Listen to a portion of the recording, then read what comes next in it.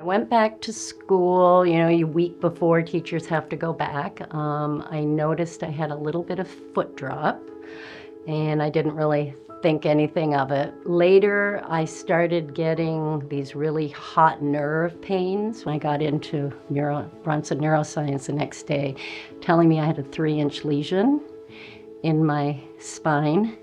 And the diagnosis was transverse myelitis and lots of inflammation. The referral from our PT at Armour suggested I come here, and I was able to get in right away. When Maria came in for her initial evaluation, she was very limited. She was walking with a 4-wheeled walker. Her strength was down. When I first started, I would do my OT, and then I go right into my PT. She's responded really well to it from a standpoint of getting her legs moving, being able to control them better. Just doing something that's more rhythmic and repetitive really seemed to help solidify that, and for that, like more reciprocal movements, like when she's walking and things like that.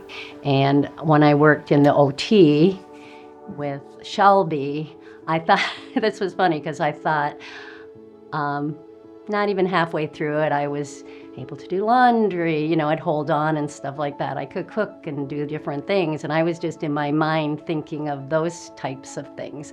And I said, I don't need OT anymore. And Shelby's like, well, let me tell you. Sometimes patients and clients just don't know what they don't know. So I think education was extremely important to teach Maria that even though she felt like she was doing all her daily activities functionally, she still wasn't doing the things that she wanted to do. She was doing the things she needed to do, but we wanted to get her back into enjoying exercise again, feeling safe with exercise, feeling like the strongest version of herself, being able to tolerate standing and teaching and writing at the whiteboard all day. She's a teacher, so super important to have the activity tolerance and endurance to do those things. She took to heart what we said. Anytime I would give her an analogy or something to think about, she would go home and she would practice it, and she would work on mastering it by the time she came back. It's how much you want to put into your recovery.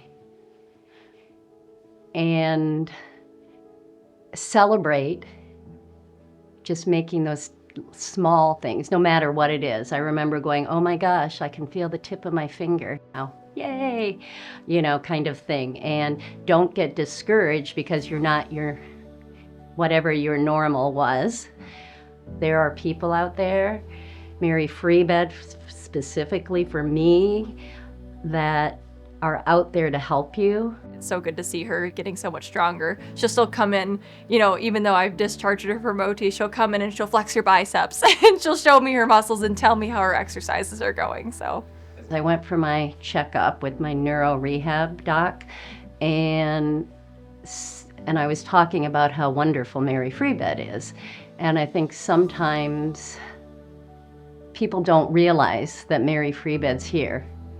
Like they automatically think Grand Rapids. We have a phenomenal team. They are such giving people. They really want what's best for their patients. From the front desk, from when they check in and they're doing the scheduling there, they're really trying to make it so it fits their schedule and it is as easy as possible. And looking at the patient as a whole. They're knowledgeable to know for each person what they need. Everybody's so friendly here and kind, and I think it's just important for us all to know that there's a Kalamazoo facility